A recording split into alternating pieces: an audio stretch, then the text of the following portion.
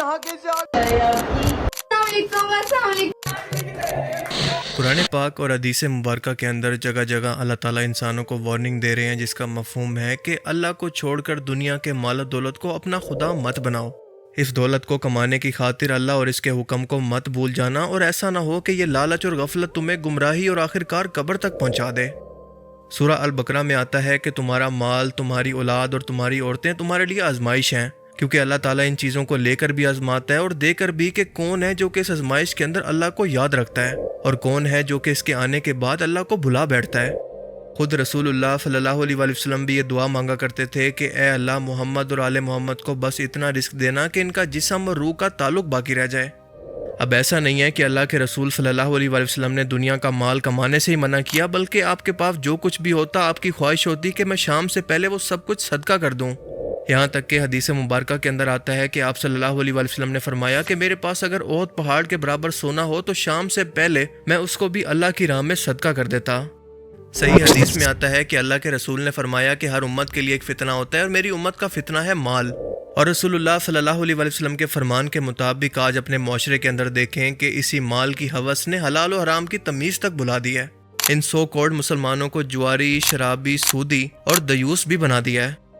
सूरह अल कहफ की आयत 28 के अंदर अल्लाह फरमाता है कि इन लोगों की पैरवी ना करो जिनके दिल को हमने अपनी याद से गाफिल कर दिया है, जो अपनी ख्वाहिशात की पैरवी करते हैं और जिनका मामला हद से गुजर चुका है।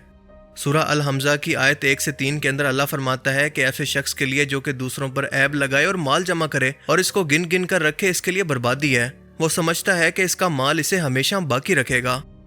अल्लाह के रसूल ने फरमाया कि बदनसीब है वो इंसान जो कि दिनार और दिरहम का गुलाम बन जाए। मैं जब भी इन आयात के मफहूम को समझता था कि अल्लाह और इसका रसूल बार बार फरमा रहे हैं कि देखना इस माल को अपना रब ना बना लेना, तो मुझे इसका मतलब कभी समझ में नहीं आया कि भला कोई शख्स अपने मालो दौलत की इबादत अल्लाह को छोड़कर कैसे कर सकता है। आज इन दयूस को देखकर ये बात समझ में आती है कि इसका असल मतलब क्या था। मुझे समझ में आया कि जब मालो दौलत कमाने की और इसे जमा करने की हवस इंसान की ऑब्सेशन के अंदर बदल जाए तो वो किसी ना हराम की परवाह करता है और ना किसी बेशर्मी और गैरत की, न किसी रिश्ते का एहतराम करता है, ना किसी दीन की तालीमात का और ना अल्लाह के हुक्म का।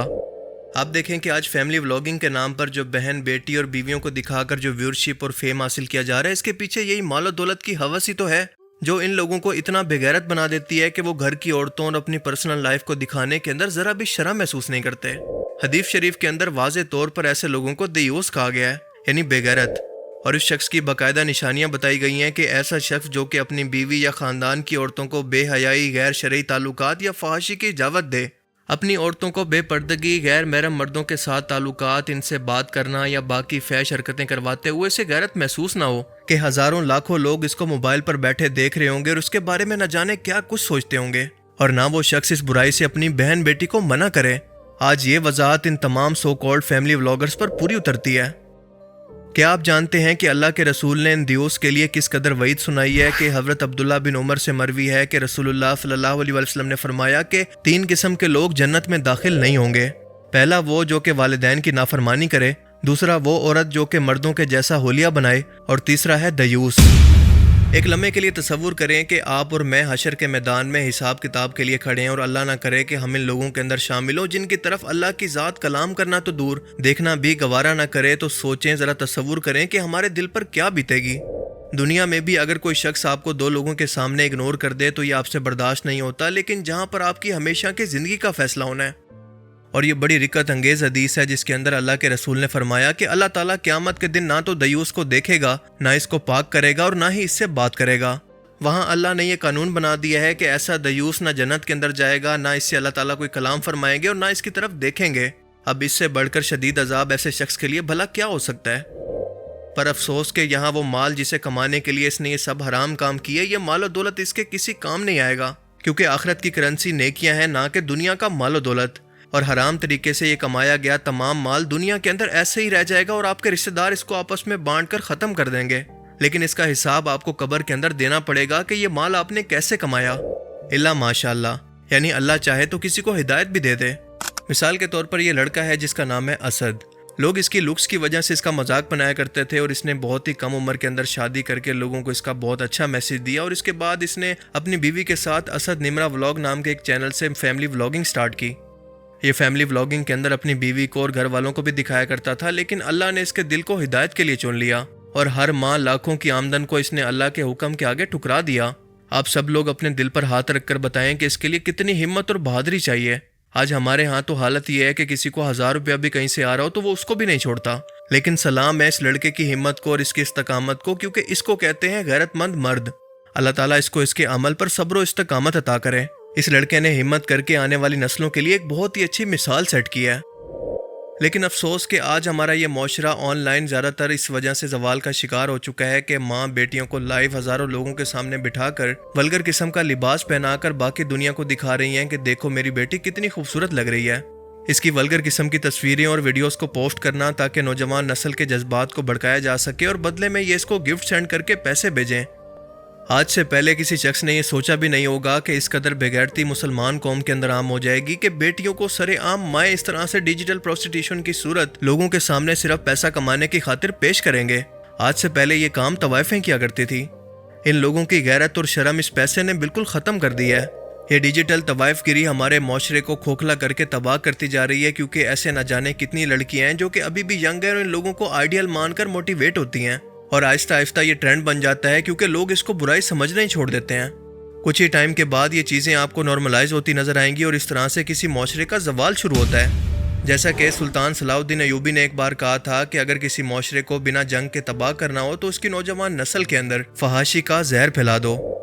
اور فیملی ولاگنگ اور ڈیجیٹل پروسٹیٹیوشن کے نام پر یہ فحاشی ہمارے معاشرے کے زوال کی بہت بڑی نشانی ہے۔ اب یہاں پر ایک لمحے کے لیے رک کر ذرا سوچیں کہ یہاں پر اصل قصور کس کا ہے؟ کیا یہ بے شرم اور دیوس فیملی ولاگرز اس تباہی کے اصل قصوروار ہیں یا پھر ان کو دیکھنے والی عوام؟ سمپل سا جواب ہے کہ آپ لوگ جو کہ ان کو دیکھتے ہیں اور ان کی ویورشپ بڑھا کر ان کو پیسہ کمانے میں مدد کرتے ہیں۔ ایک دکاندار اپنی شاپ پر وہی چیزیں رکھ کر بیچے گا جس کے گاہک اس کے لیے سب سے زیادہ ہوں گے، تاکہ اس کو زیادہ سے زیادہ پروفٹ ہو، زیادہ سے زیادہ مال کما سکے۔ اب آپ ذرا غور کریں تو دیکھیں گے کہ ان لوگوں کی ویڈیوز پر سب سے زیادہ ویوز انہی ویڈیوز پر آتے ہیں جن کے اندر یہ اپنی بیوی، بہن یا بیٹی کے ساتھ کوئی ولگر قسم کی حرکت کریں یا ان کو کسی ولگر طریقے سے دکھائیں۔ تو بتائیں کہ اس میں سب سے زیادہ قصوروار کون ہوا؟ یہ لوگ تو بے شک قصوروار ہیں، لیکن اس سے زیادہ ان کو سپورٹ کرنے والے لوگ ہیں۔ دیکھیں آج کی یہ کڑوی سچائی ہے کہ اگر یہ فیملی ولاگرز یا دیوس اپنی فیملی کو دکھانا چھوڑ دیں تو آپ ہی لوگ ہیں جو کہ ان کو دیکھنا بھی چھوڑ دیں گے۔ خاص طور پر ان کی آڈینس چھوٹے بچوں کی ہے جو کہ ابھی تک میچور نہیں ہوتے اور ان کو اچھائی برائی کا زیادہ پتہ نہیں ہوتا، اور دوسری طرف ان کو دیکھنے والی زیادہ تعداد ہوتی ہے عورتوں کی جو کہ یہ جاننا چاہتی ہیں اور بہت ہی انٹرسٹڈ ہوتی ہیں کہ دوسرے کے گھر کے اندر کیا چل رہا ہے۔ اسی ایک وجہ کی وجہ سے یہ عورتیں سب سے زیادہ ڈراماز کو بھی دیکھتی ہیں۔ لہٰذا سب سے پہلے اپنی اصلاح کرنے کی کوشش کریں، کیونکہ بچوں کو تو سمجھایا جا سکتا ہے لیکن ان عورتوں کا کیا کریں جو کہ سمجھدار ہو کر بھی ایسی چیزوں کو سپورٹ کرتی ہیں۔ یہ فیملی ولاگرز آپ کے بچوں کے لیے بھی کوئی اچھی مثال سیٹ نہیں کر رہے۔ اپنا لگژری لائف سٹائل دکھانا، گھر کی عورتیں دکھانا، ان پروفیشنل قسم کا بیہیویئر، بچے اس سب کو آئیڈیلائز کرتے ہیں۔ اور آج اگر ہم نے اس فیملی ولاگنگ کے کلچر کو ختم کرنے کے لیے کوئی آواز نہ اٹھائی تو اس وائرس کو پھیلتے دیر نہیں لگے گی، کیونکہ ہر گھر کے اندر ایک فیملی ولاگر پیدا ہونا شروع ہو جائے گا جو کہ انہی کی طرح دیوس ہوگا۔ لیکن پھر بھی لوگ اس کو نارملی سمجھیں گے کیونکہ تب تک یہ معاشرہ اس کو برائی سمجھنا ہی چھوڑ چکا ہوگا۔ اسی لیے خدا را ان لوگوں کو بلیم کرنے سے پہلے خود کو بلیم کریں۔ ان لوگوں کو دیکھنا چھوڑ دیں تو یہ اپنی موت آپ مر جائیں گے۔ اگر آپ اس کا متبادل دیکھنا چاہتے ہیں، اپنا ٹائم پاس کرنا چاہتے ہیں تو کسی ایسی جگہ پر انویسٹ کریں جہاں پر آپ کو کچھ نہ کچھ سیکھنے کو ملے، آپ کا نالج بڑھے، کوئی نئی سکل سیکھنے کو ملے اور آپ کے ٹائم کا متبادل ہو۔ یہ لوگ آپ سے آپ کی سب سے قیمتی چیز، آپ کا وقت لے کر بدلے میں آپ کو صرف مایوسی، احساس کمتری اور ڈپریشن دے رہے ہیں۔ ان کی ویڈیوز کے اندر کوئی ویلیو ایڈیشن نہیں ہے، نہ ہی کچھ سیکھنے کو ملتا ہے، بلکہ یہ سیدھا سیدھا وقت کی بربادی اور فحاشی ہے۔ نیا آئی فون لینے کی سرمنی، قربانی کے جانور کو لے کر آنا، اس کی قربانی تک تمام ولاگز، کسی فنکشن اور دکھاوے کی 10 ویڈیوز بنا کر یہ اس فنکشن کی قیمت سے بھی کئی گنا زیادہ قیمت آپ کے وقت کے بدلے میں وصول کر لیتے ہیں، اور بدلے میں آپ کو صرف احساس کمتری اور ڈپریشن دیتے ہیں، کیونکہ آپ ان کی لگژری لائف سٹائل کو دیکھ کر اپنی لائف کے ساتھ ان کو کمپیئر کرنا شروع کرتے ہیں، جو کہ آپ کو ڈپریشن کی طرف لے جاتا ہے۔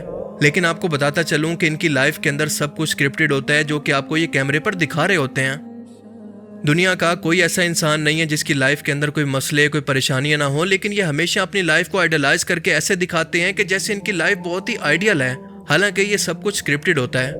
لیکن ان کو دیکھنے والے جو بچے ہیں وہ تو اس بات کو نہیں سمجھتے اور اسی لائف کو حقیقت سمجھ کر اپنی لائف کو خراب کر لیتے ہیں۔ ایون کہ کچھ لوگ تو ڈپریشن کے اندر اس حد تک پہنچ چکے ہیں کہ خودکشی کی بھی نوبت آ چکی ہے۔ انہیں لگتا ہے کہ ان کی لائف کے اندر کوئی دکھ نہیں ہے، کوئی پریشانی نہیں ہے، یہ اپنی لائف کے اندر کس قدر خوش ہیں، ان کے رشتے بھی کتنے اچھے ہیں اور ان کے پاس کتنا مال و دولت ہے۔ یہ باہر کے ٹور کرتے ہیں، دنیا کی ہر مہنگی چیز خرید سکتے ہیں، لیکن میرے پاس تو کچھ بھی نہیں ہے۔ لیکن دوستو، آپ کو یہ بات سمجھنے کی ضرورت ہے کہ ان لوگوں نے جو کچھ بھی حاصل کیا ہے وہ دراصل آپ کا ٹائم برباد کر کے، اپنی غیرت کو بیچ کر اور اپنے فیک لائف سٹائل سے آپ کو ڈپریشن کے اندر ڈال کر یہ سب کچھ حاصل کیا ہے۔ لہٰذا ابھی بھی وقت ہے کہ اپنا کاسٹ بینیفٹ انالیسس کرنے کی کوشش کریں کہ کیا چیز آپ کو فائدہ دے رہی ہے اور کیا چیز ہے جو کہ آپ کی لائف کو اور آپ کی سوچوں کو برباد کر رہی ہے۔ اس کا اندازہ لگانے کی کوشش کریں کہ کہیں آپ انجانے کے اندر استعمال تو نہیں ہو رہے۔ اللہ تعالیٰ ہمیں سمجھنے کی اور نیک عمل کرنے کی توفیق عطا فرمائے، آمین۔